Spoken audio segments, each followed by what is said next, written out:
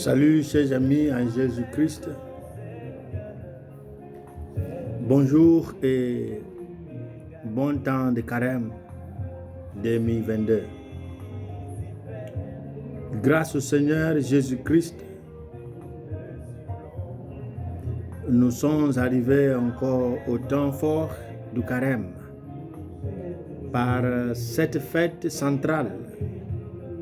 La fête qui commence le temps du carême, la fête ou la célébration des mercredis de cendre. Le jour où l'Église nous invite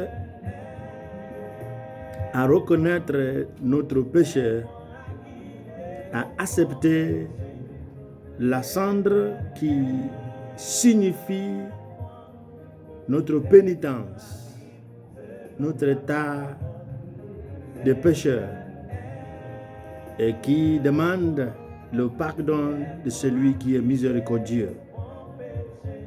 Et ce pardon nous donne la force d'aller au-delà de notre faiblesse humaine, de pouvoir plaire à Dieu, de pouvoir marcher avec le Christ vers la Pâque. Et nous méditons autour des thèmes. Jésus, c'est dur, mais je le veux.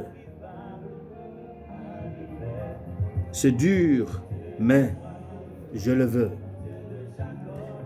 Dans son habitude, l'Église nous propose la prophétie de Joël au chapitre 2, verset 12 à 18.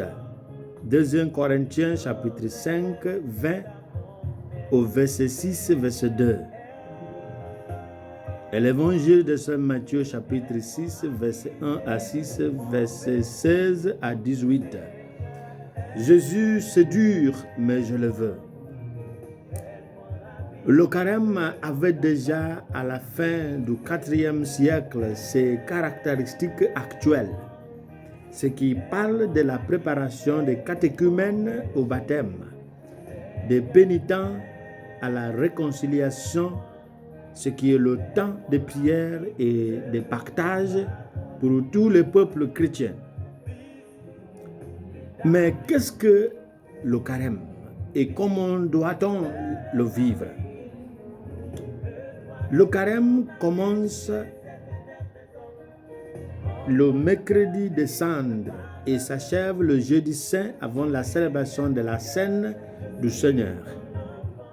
La semaine sainte qui commence avec le dimanche de Rameaux commémore la scène,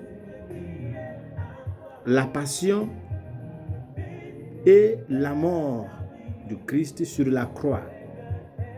Et le chemin de croix nous aide à faire asseoir le mystère de la passion du Christ. Le samedi saint au soir et le dimanche de Pâques, les chrétiens célèbrent la résurrection du Christ. La durée du carême, 40 jours sans compter les dimanches, fait en particulier référence aux 40 années passées au désert par le peuple d'Israël entre sa sortie de l'Égypte et son entrée en terre promise.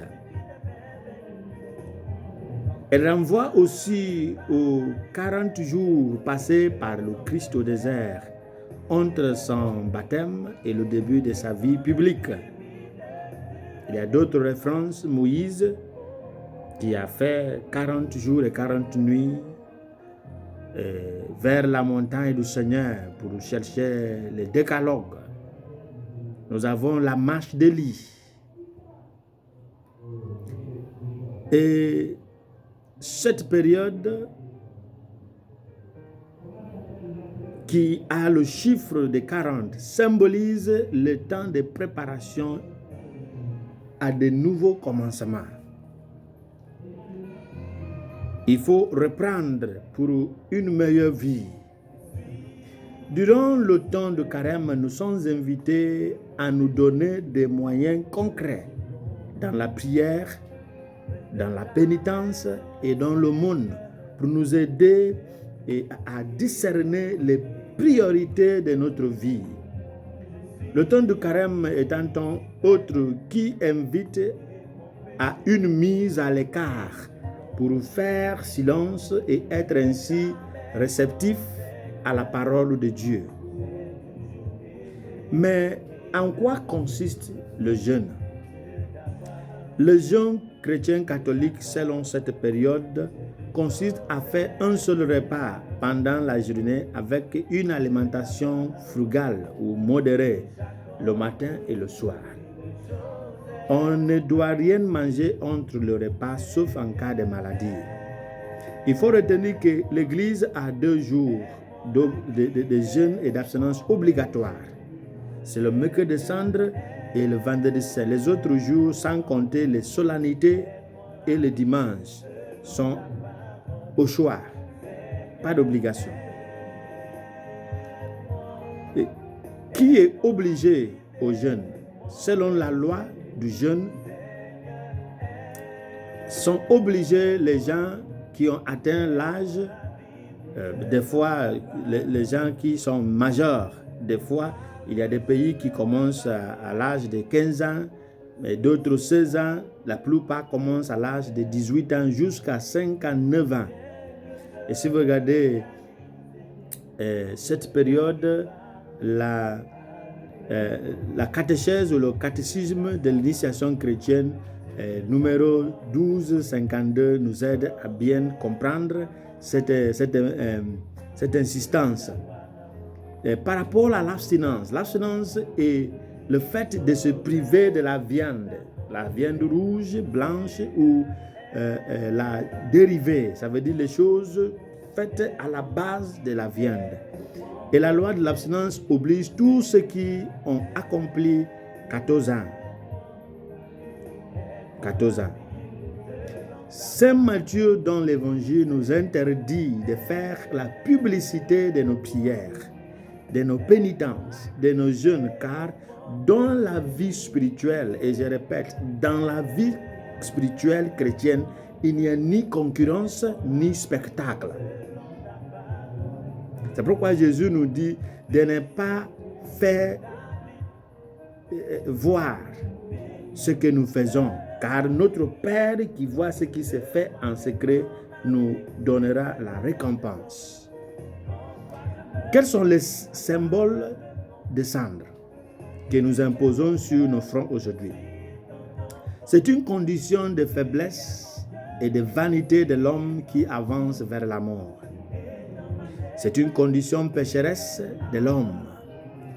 Ça montre la prière et la supplication ardente pour que Dieu lui vienne en aide de l'homme. C'est la résurrection étant donné que tout homme est appelé à participer au triomphe du Christ. Aujourd'hui, le prophète Joël nous aide en la première lecture à apprécier ces symboles qui nous invitent à la foi, à la conversion et à la confiance en Dieu qui nous viendra en aide lorsque nous nous convertissons. Comment concrétiser mon désir de conversion? C'est en m'approchant du sacrement de la réconciliation à travers la confession et faire une confession bonne, claire, concise, concrète et complète. Ce n'est pas une affaire de les choses que j'ai oublié, que Dieu me pardonne. Il faut que la confession soit concrète, précise, complète, claire et nette. Nous sommes invités à dépasser les divisions par le pardon et grandir dans l'esprit fraternel et à pratiquer les œuvres de miséricorde, de charité. Et Saint Paul nous assure de la grâce du Christ qui est venu jusqu'à nous à la plénitude de temps. Alors, ce temps du carême nous est donné comme le moment favorable pour la conversion car tous les éléments sont présents. Quand nous entendons « Convertissez-vous et croyez à l'Évangile », faisons un effort vers la conversion véritable. Je sais que la conversion n'est pas facile. C'est pourquoi il nous faut crier avec le psalmiste.